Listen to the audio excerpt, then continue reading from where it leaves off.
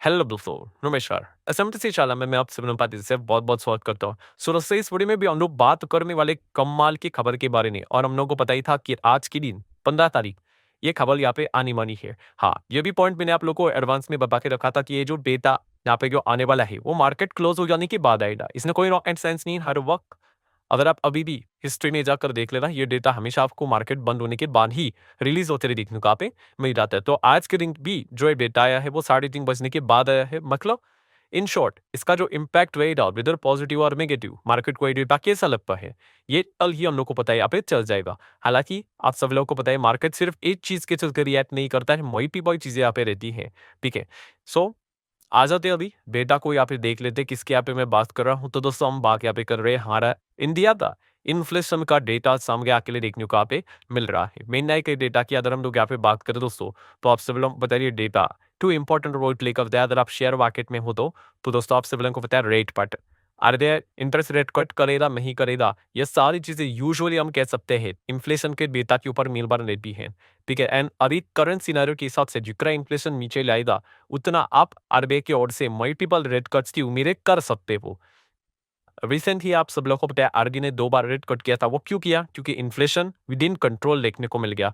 ठीक है, अभी कंट्रोल मतलब क्या, वो सीपीआई का जो डेटा है उस हिसाब से हम लोग यहाँ पे बात कर रहे हैं। सो डेफिनेटली ये इन्फ्लेशन का डेटा सामने यहाँ पे आ चुका है और जो आरबीआई का जो एम रहता है दोस्तों, ठीक है, उसके मुताबिक अभी हम लोग को डेटा आते हुए देखने को यहाँ पे मिल रहा है। यस दोस्तों, आप लोगों को लिटरली यहाँ पे बताना चाहूँगा, आप काफ़ी शानदार ये डेटा आप लोगों को देखने को यहाँ पे मिल रहा है। एंड लिटरली यहाँ पे बताना चाहूँगा दोस्तों 3 हम लोग को यहाँ पे अच्छे पॉइंट्स देखने को यहाँ पे मिल रहे हैं। ठीक है, मतलब डेटा को अगर आप जितना भी चेक करोगे इन्फ्लेशन का, back to back 3 good points हम लोग को देखने को यहाँ पे मिल रहे हैं। मतलब अगर हम लोग यहाँ पे बात करो दोस्तों, तो फाइनेंशियल ईयर नहीं, फाइनेंशियल ईयर क्यों पहले क्वार्टर 4 से रिलेटेड डेटा मैं आपके सामने यहाँ पे रखूँगा। क्वार्टर 4 मतलब जो अभी यहाँ पे जो जनवरी, फरवरी, मार्च जो हम लोग को देखने को मिल जाता है, उसका उससे रिलेटेड कंपैरिज़न करके मैं आपको बताऊँगा। ठीक है, अप्रैल का डेटा मतलब जो मार्च का जो डेटा रहता है वो अप्रैल में अभी-अभी यहाँ पे आया है, तो मार्च का भी देखेंगे। देन पूरे फाइनेंशियल ईयर 25 का अनुमान के हिसाब से मैं आपको कंपैरिज़न करके बताऊँगा। एंड जो आरबीआई का टारगेट यूजुअली रहता है कि 4% के आसपास रहेगा ना इन्फ्लेशन का डेटा, तो उसको अच्छा माना जाता है। तो सारी चीज़ों को हम लोग स्टेप बाय स्टेप अभी मैं आप लोग के सामने यहाँ पे कंपैरिज़न के फॉर्म में यहाँ पे रखने वाला हूँ। बहुत ईज़िली यहाँ पे चीज़ें समझ में आ जाएगी। तो स्टार्ट करके पॉइंट नंबर 1 के साथ। सो पॉइंट नंबर 1 किसको पकड़ लेंगे, तो चलो क्वार्टर 4 के डेटा के हिसाब से चीज़ों को देख लेंगे। बट क्वार्टर 4 को डेटा देखने के लिए हमारे पास कौन-सा डेटा चाहिए? जनवरी, फरवरी एंड मार्च। सो अभी जो रिलीज़ हुआ है आज के दिन वो कौन-सा डेटा आया है? मार्च का डेटा आया है और मार्च का डेटा बहुत इंपॉर्टेंट होता है। क्यों? क्योंकि वो आपको पूरे क्वार्टर 4 का डेटा भी देगा एंड पूरे फाइनेंशियल ईयर का भी डेटा देगा।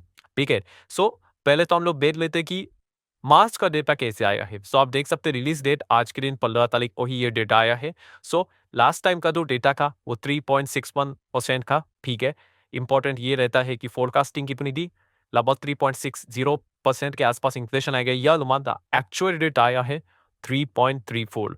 सो बहुत ही कमाल का डेटा हम लोग को देखने को लग रहा है, इसमें कोई शक की गुंजाइश नहीं है। इन्फ्लेशन जितना कम होगा उतना हम लोग को ये डेटा अच्छा देखने को यहाँ पे मिलेगा, उतना अच्छा मार्केट के लिए चीजें देखने को यहाँ पे मिल जाती है। सो डेफिनेटली ये कौन सा है? ये सिर्फ मार्च मंथ का डेटा है जो कि आज रिलीज यहाँ पे हुआ है। सो अभी हमें क्या कर रहे हैं, क्वार्टर 4 का डेटा यहाँ पे देखना है। तो क्वार्टर 4 के डेटा के लिए क्या करना पड़ेगा? जनवरी, फरवरी एंड मार्च, इधर ये तीनों डेटा हम लोग को यहाँ पे देखने पड़ेंगे। सो डेफिनेटली आप देख सकते हैं जनवरी में का 4.31 ये भी अच्छा डेटा था।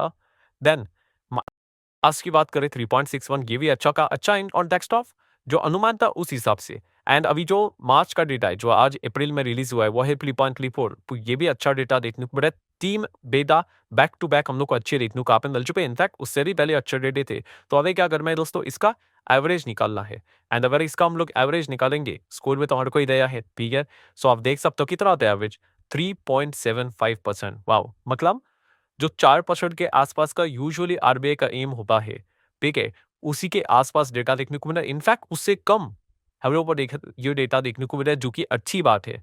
ठीक है, सो इन्फ्लेशन के अगर हम लोग यहाँ पे बात करें, ओवरऑल जो एवरेज क्वार्टर 4 का डेटा देखने को मिल रहा है, एवरेज एवरेज और 3.75 देखने को यहाँ पे मिल रहा है। तो काफी कमाल की एक खबर हम लोग को अपडेट देखने को मिला। इसके पीछे का रीजन क्या है, आप सब लोग को पता है, जब भी ये डेटा इतना नीचे आता है तो जो लोअर फूड प्राइसेस देखने को मिल जाते हैं।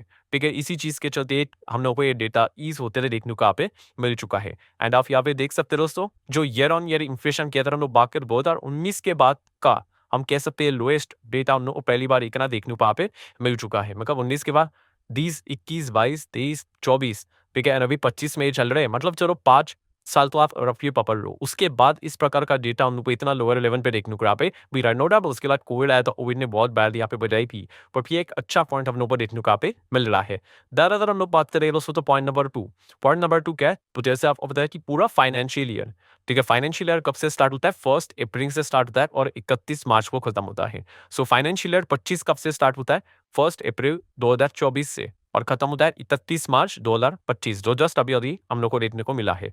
सो फाइनेंशियल ईयर 25 की बात करें तो आरबीआई ने क्या फोरकास्टिंग दी थी, तो आप देख सकते हैं एमपीसी की मीटिंग में फोरकास्टिंग देखने को मिला थे। तो फाइनेंशियल ईयर 25 जो अभी हम लोग को एफबीसी की मीटिंग देखने को मिली थी, तभी भी जो नए आरबीआई गवर्नर है संजय मल्होत्रा जी, तो उन्होंने ये बात यहाँ पे बताई है कि जो फोरकास्ट के अनचेंज रख रही थी तरह 4.8%, पूरे 12 महीने का अगर इन्फ्लेशन का डेटा की बात करें फाइनेंशियल ईयर 25 का, वो रहेगा 4.8%। तो चलो इसको भी कैलकुलेट करके देखते हैं कैसे करेंगे कैलकुलेट। तो बहुत सिंपल है, अप्रैल से लेके मार्च तक का इन्फ्लेशन का 12 महीने का डेटा लेंगे, ठीक है, और उसका एवरेज निकालेंगे। बहुत ही सिंपल गणित है, कैलकुलेटर की रिक्वायरमेंट पड़ेगी। एवरेज करोगे 12 के हिसाब से टोटल करके, तो कितना है?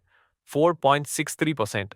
ठीक है, सो अनुमान कितना था? कंक्लूजन की अगर हम लोग बात करें फाइनेंशियल ईयर 25 के हिसाब से, तो एक्सपेक्टेशन था 4.8, अनुमान एस्टिमेशन आप पूछ सकते हो, और एक्चुअल एवरेज आया कितना?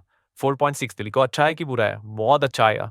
ठीक है, मतलब अप्रैल मंथ का डेटा भी लो आया और 4 का भी डेटा लो आया एंड फाइनेंशियल ईयर 25 का भी डेटा लो जाते हुए देखने को काफी मिल रहा है। और इन्फ्लेशन लो होना ये अच्छी बात है। ठीक है, लो एंड हाई ये डिपेंड करके हम कौन सा डेटा या फिर देख रहे हैं। ठीक है, जीडीपी का डेटा में ये चीजें नहीं चलेगी, मैं जीडीपी हाई चाहिए। सो इन्फ्लेशन जितना लो आप उतना अच्छा हम लोग को देखने को काफी मिल रहा है। देन बिफोर जाते पॉइंट नंबर 3 की ओर।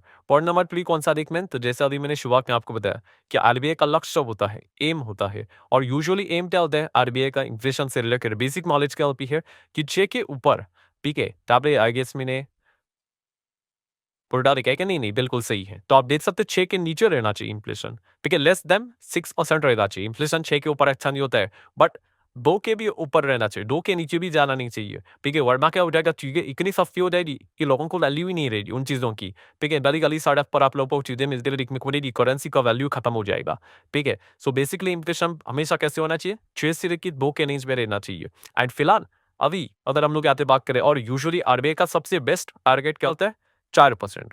ठीक है, जो कि 6 के भी बीच का लेवल आता है और 2 के भी बीच का लेवल आता है। एंड फिलहाल आप देख सकते हो 4% के आसपास ही हम लोग को इन्फ्लेशन देखने को मिला, लगभग 3.75, अगर हम एवरेज की बात करें तो क्वार्टर के हिसाब से। ठीक है, एंड ईयर अगर बात करें तो 4.63 है। सो डेफिनेटली हम यहाँ पे कह सकते हैं तीनों पॉइंट्स काफी अच्छे हम लोग को देखने को मिल रहे हैं। एंड ये भी बताना चाहूंगा दोस्तों कि फर्स्ट टाइम क्वार्टरली डेटा हम कह सकते हैं, फर्स्ट टाइम अगर बहुत समय के बाद 4% के नीचे जाते हुए देखने को मिला है। वरना इसके पहले क्या था, आप एवरेज देखोगे लास्ट टाइम का भी देखोगे तो 4 के ऊपर ही था, 4.5, 5 के आसपास रहता था। इस वक्त की बात करें तो एवरेज डेटा 4 के नीचे हम लोग को जाते हुए देखने को मिल चुका है। ये काफी कमाल की खबर हम लोग को देखने को यहाँ पे मिल रही है। मतलब आज दिन कहना चाहूंगा, कंक्लूजन क्या है दोस्तों इसमें, कि ये बहुत ही अच्छी गुड न्यूज़ हम लोग को देखने को यहाँ पे मिल रहा है। मतलब इंटरनली गुड न्यूज़ की बात कर रहा हूँ। ठीक है, मार्केट तो भाई सिर्फ एक खबर के चलते नहीं चलता है, मल्टीपल चीज़ों के चलते चलता है। ठीक है, वहाँ पे अंकुश और अफसाना बद देंगे तो पूरे बाजार की बैल बजा देंगे, ये तो आपको भी पता है। बट अगर हम लोग सिर्फ ये डेटा को कंसिडर कर ले तो इसमें कोई शक की गुंजाइश नहीं है, डेटा काफ़ी अच्छा देखने को मिल रहा है। और इसका कंक्लूजन मतलब आउटकम क्या रहता है?